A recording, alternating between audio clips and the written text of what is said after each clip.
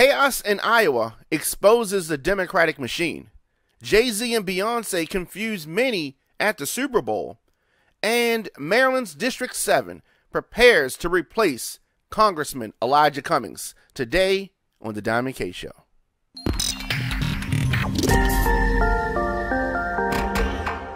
Welcome back, episode 391 of The Diamond K Show. Reporting for the nation, I go by the name of Diamond K. Thank you for joining me. Super Bowl went down last night, the 100th year of the NFL.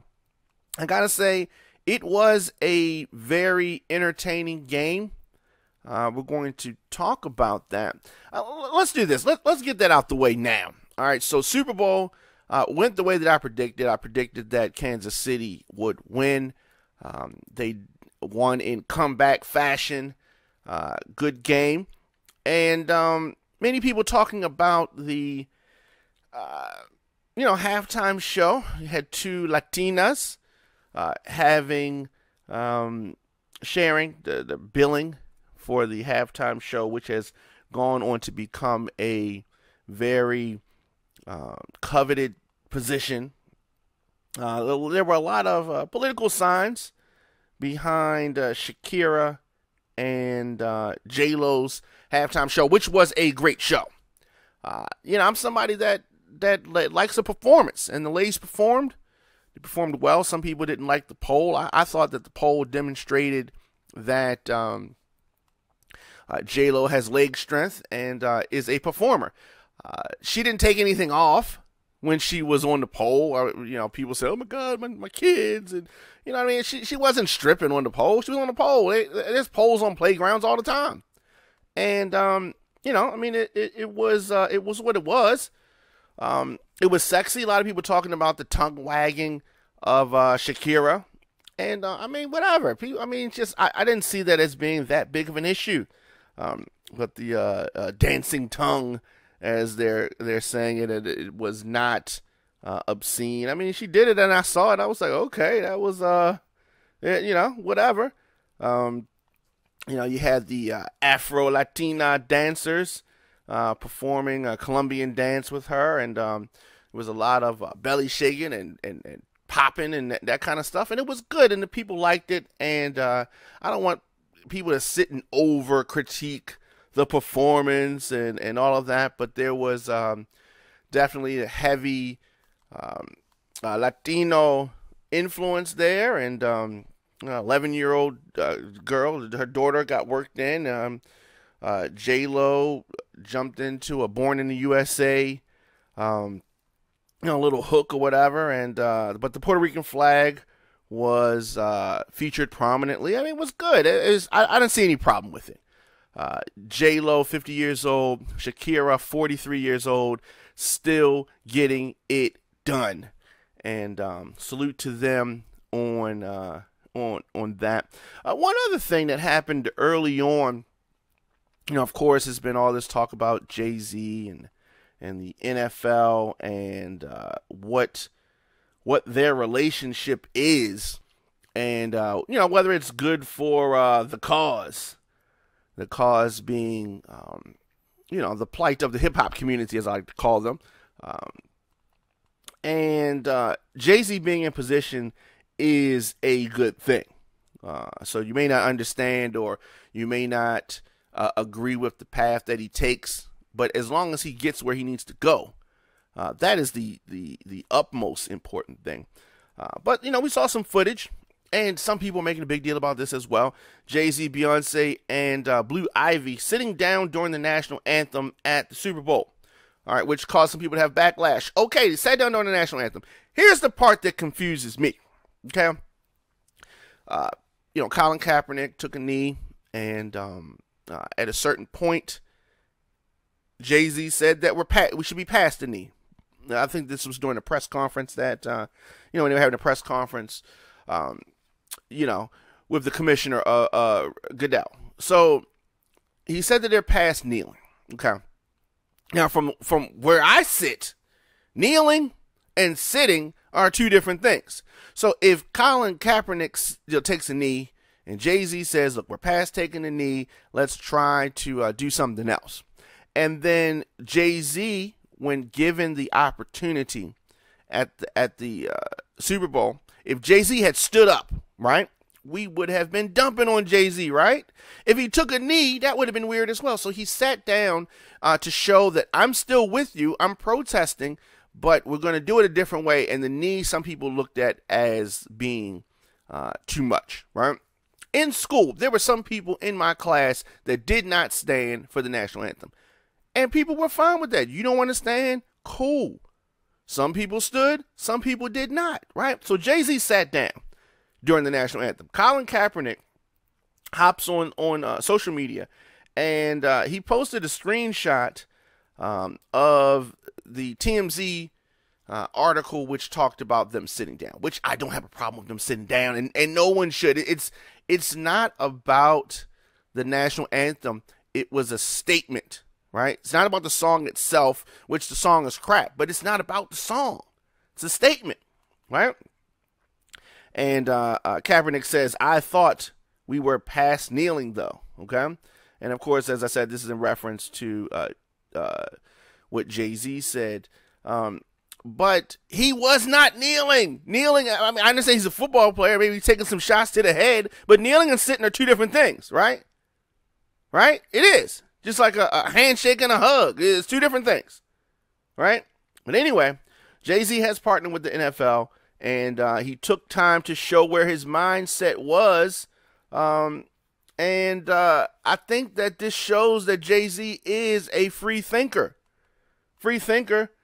But he was given backlash nonetheless. So some people confused about that. Not me. I see the bigger picture here. Definitely. You're listening to the Diamond K Show here on Radio on Fire. Your man Diamond K. I am here 7 p.m. As I said, you can hear us on YouTube, Facebook, Instagram, Stitcher Radio, and of course, Radio on Fire. Let's take a quick break, and we'll be back after this. Do you have a business, product, or event that you need to promote to men and women ages 23 to 44? If so, Radio on Fire can help you do it with one of our promo packages. Our broadcasts reach over 150,000 people per month. Sponsorship for one or all of our radio programs can include live mentions, social media posting, commercials, and more. Visit radioonfire.com/advertise to find out more about a promo package that fits your needs. Rates start as low as $50. If you want to reach men and women ages 23 to 44, log on now, radioonfire.com.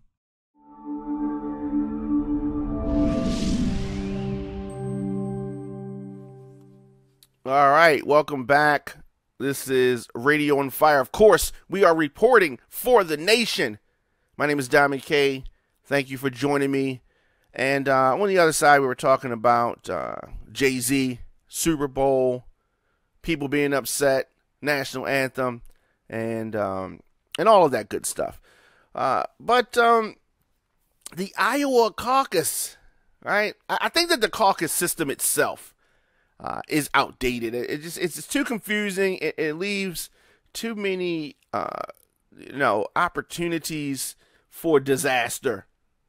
But the Iowa Caucus confusion has exposed the Democratic machine even more than normal. So what am I talking about? For people that don't know, for the last year, all signs have been pointing towards Iowa. The Iowa Caucus, people are going to have the momentum, and this is going to set the stage for everything that's going to happen in the election. Iowa, and we get to Iowa, and the Iowa Caucus was last night, and then we get there, and it's nothing. We don't know nothing that's happening. It's complete confusion, right? We don't know what's going on there. Local officials raise concerns. They're talking about it's a problem with an app. It's all kind of confusion. No results have been released. This debacle comes at the worst time for our democracy. Why? Why do I say this, right? You're giving Donald Trump and the Republicans, you're giving them this. I mean, you're making this too easy, right? You're making this too easy. The Iowa caucus is an embarrassment. Okay. Not only does the Iowa caucus not represent the nation, right? I mean, it's not really a sample of the population. So in addition to that, they can't even get the thing to work right. Just make it a primary. I mean, why is it's not valuable, clearly. The Iowa voters, this is really no slight on them. This is a slight on the Democratic machine and the Iowa Democratic Party. So let me get this straight. They said that they had a system, and they had a backup for the system and a backup for the backup, and everything failed, right? The people that are trying to call in the results of the caucus, they can't even get through, right? Everybody's mad. I'm sure Deval Patrick is probably claiming victory. Whenever they release the supposed results of this Iowa caucus, nobody is going to it's not going to have any credibility. The whole lure that the Iowa caucus is going to throw somebody into some momentum, all that's down the drain. Whatever they put out, no one's going to believe it. It's foolishness. So the latest statement from the Iowa Democratic Party chair on the results, they can't even get any results, right? But anyway, their party chair, Troy Price, they have released a new statement on the issues around last night's Iowa caucus, which still have not been released. So part of this, he says this: last night, more than 1,600 precinct caucuses gathered across the state of Iowa and a satellite caucus around the world to demonstrate our shared values and goal of taking back the White House. With the way that they've run this, do the Democrats even deserve the White House? I mean, you can say what you want to say about Trump, and you definitely know, any listeners of the show know, there's no red hat over here. But I mean, we can't even run a caucus. The Democrats can't even run a caucus in a little state of Iowa. He says this is Democratic Party chair in Iowa, Troy Price. The many volunteers running the caucus sites, new voters registering as Democrats, and neighbors talking to each other about the future of our country demonstrated the strength of our party. Blah, blah, blah, blah, blah. Get to the good stuff. All right. So we have every indication that our systems were secure and there was not a cybersecurity intrusion. Now, that statement shows you that there really was. The systems were compromised. And the systems were compromised because they were not good. They were not good. This is not a good sign for the Democratic Party, but this is not a good sign for our country. One of the largest parties in the nation could not even control the little ass Iowa caucus. Now, in preparation for the caucuses, our systems were tested by independent cybersecurity consultants. Blah, blah, blah. If that is the case, name the consultant companies so no one can ever hire them. Okay? These systems weren't tested. These systems were not tested. Now, as precinct caucus results started coming in, the IDP ran them through an accuracy and quality check.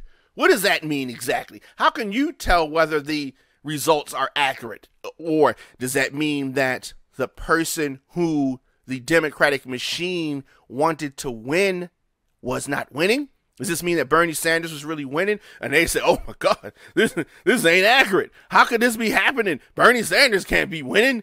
You know what I mean? We had this rigged for, just once again, exposing the Democratic machine. So now they said they start some investigation. This investigation unfolded. IDP staff activated pre-planned backup measures and entered data manually. So that means that you entered the data manually so you could enter it for the Democratic establishment choice. That's what that sounds like to me. They continued, as part of our investigation, we determined with certainty that the underlying data collected via the app was sound. Well, where was the mysterious data that you concluded from your investigation was not accurate and you had to manually enter it? That wasn't what came from the app? Anyway, they claim that the app information was accurate and it was only reporting out partial data. This is not making sense. I thought you just said that it wasn't accurate, or then it was, and you had to enter manually. Now you're saying it was accurate, but they only give you part of the information. Now, we have determined that this was due to the coding issue in the reporting system. This issue was identified and fixed. The application's reporting did not impact the ability of the precinct's chairs to report the data accurate. Now they're talking in circles. This exposes. I mean, they were already, Democrats are naive. If you believe that this system of caucusing is going to produce anything that is believable, this is going to make people question everything about the Democrats. I mean, we should question all of it. Republicans as well. So because of the required paper documentation, we have been able to verify that the data recorded in the app and used to calculate the state delegate equivalence is valid and accurate, even though they said that it wasn't. Precinct levels results are still being reported. While our plan is to release results as soon as possible today, our ultimate goal is to ensure the integrity and accuracy of the process continues to be upheld. Well, that's out the window. You haven't done that. And let's listen to this statement again. I'm going to read this again. He said that while our plan is to release results as soon as possible today, that means that they're not coming out today, okay? That means that they're not coming out today. This is a disgrace. This is a disgrace. This is incompetence at a level that we've probably never seen before. Yeah, the results are usually late, but this is ridiculous. This is ridiculous. Now, we have seen presidential elections that, results haven't been certified, all that kind of stuff.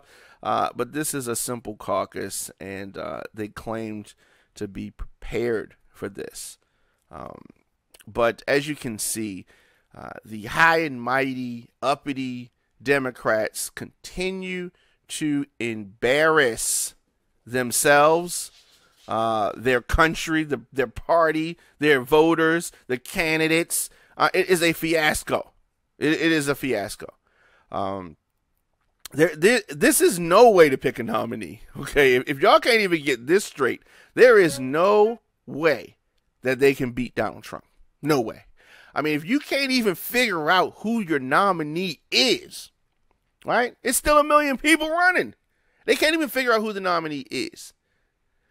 When there's going to be so much animosity built up between the camps of these numerous nominees that they're not going to get behind whoever the eventual nominee is. There's going to be animosity. There's going to be sore feelings. There's going to be a lot of built up stuff. And then you're expecting these camps to get behind the eventual nominee. This is what happened with Hillary Clinton. And this is, I'm predicting, and I predicted it many months ago, this is the path to another Trump victory. And you can say what you want to say about it. It's sad, but is it?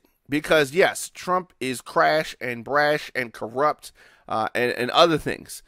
But is he incompetent? I don't think he's incompetent. He's crash, corrupt, not trustworthy, but,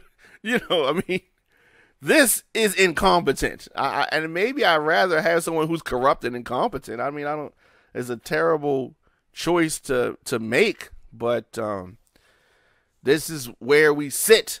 You listen to the Diamond K Show, Radio on Fire. We're going to take a quick break. We're going to come back and talk about Maryland's District 7, that election, which is happening today. Radio on Fire. Stay tuned.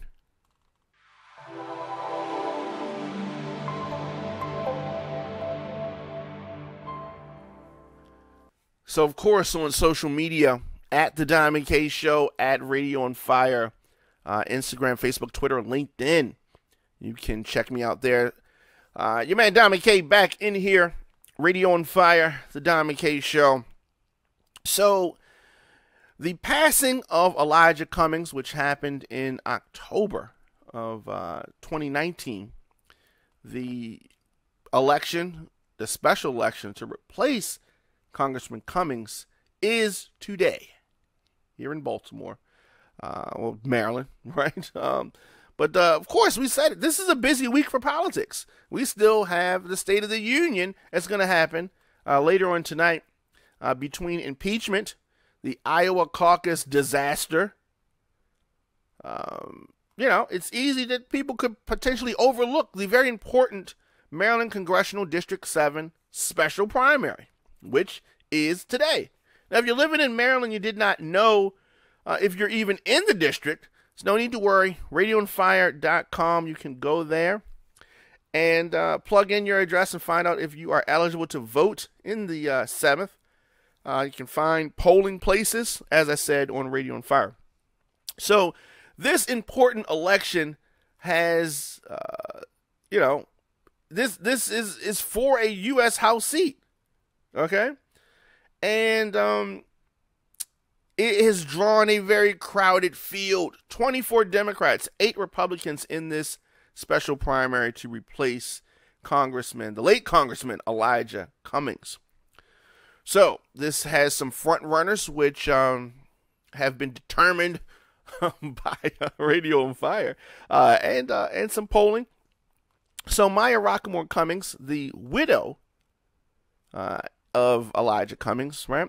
She is a public policy consultant and a former Maryland Democratic Party chairwoman. Kwesi Mfume, the former head of the NAACP and one of 3 men who have held the seat in the past almost 50 years. Only 3 men have held that seat. 49 years to be exact. And the state senator and attorney, Jill P. Carter. Finally, former staffer for Elijah Cummings, Harry Spikes. Now, 3 of these 4 top contenders spoke at Cummings' funeral, and they all said that they are the rightful heir. Everybody's claiming to be the rightful heir to Elijah Cummings.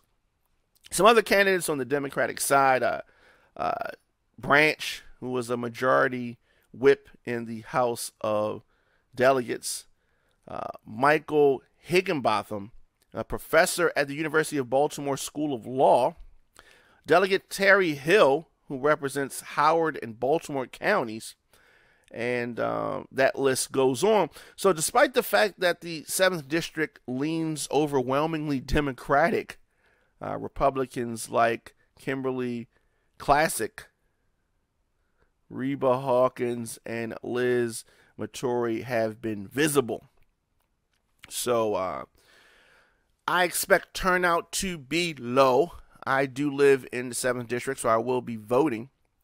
But turnout in these type of elections tend to skew older, and so younger people are not really that engaged in this type of a special election. I do not predict the same type of drama that happens to be what we're experiencing from the Iowa caucuses, thankfully. But we will have a winner, and then people are going to come back in a few more months and vote again. So we're gonna see about that. There's a lot of moving parts, and we talked about the fact that the president is going to be having the State of the Union. We haven't even talked about the closing arguments of impeachment. On Wednesday, we are expecting the president to be acquitted on all charges. Once again, the Democrats squander another opportunity to do something meaningful, and it's really sad. It's really sad where things are. The president is going to come out today on the State of the Union, and he is going to have what we call a victory lap. Okay, he is He is going to have a victory lap, and it is going to be something that he throws Democrats under the bus for. And then a lot of this stuff is self-inflicted wounds. He's not even going to have to make up lies. I mean, the Iowa Caucus itself, Trump is claiming he won the Iowa Caucus. It's laughable. If this was a movie, right, we would say this is a bad movie. This is not believable. How could this happen?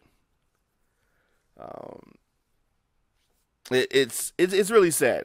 It's really sad. But anyway, tonight we are going to have the president do the State of the Union, and that is on the eve of his acquittal in the Senate. Unbelievable. And so it goes. Your man Diamond K, Radio on Fire. Of course, you miss any episodes of the show, radioonfire.com is where you go. Also on YouTube, Radio on Fire or DJ Diamond K. We're on SoundCloud, Stitcher Radio. It goes on and on. It goes on Facebook Live. Okay, it goes on and on. But anywhere that you can get shows, audio, video, I will be there. Of course, I will be back tomorrow. We're going to have more discussion as always. Thanks for listening. See you guys tomorrow.